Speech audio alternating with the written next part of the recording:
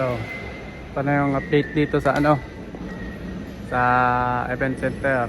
Yung mga nakahang lang na design sa ceiling. Yun, ito na. Bali tapos na ito. Kumpleto na. Yung 6 na grupo ay taas na lahat. Tapos sa bawat grupo may 6 na diamond. Yan, okay na to. Yan. Bali hindi ko na to na-videoan nung paisa-isang ikinabit kasi nasa ibang project ako. Bali tapos na ito. Meron na ring mga ilaw. Yan. Tapos ito bago to inakyat, pininturahan na muna para yung mga pintor hindi mahirapan.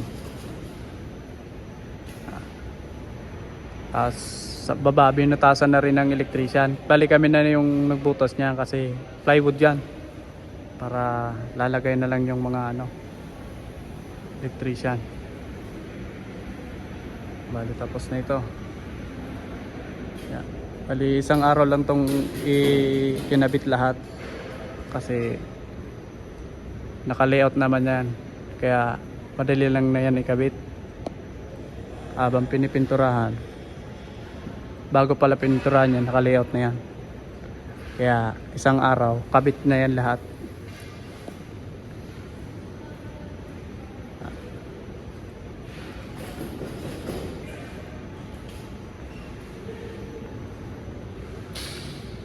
Dito yan sa second floor, sa hallway, sa bandang side.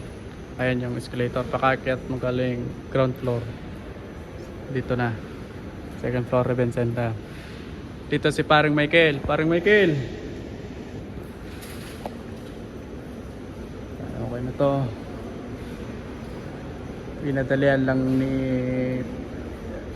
Utol na Kaloy.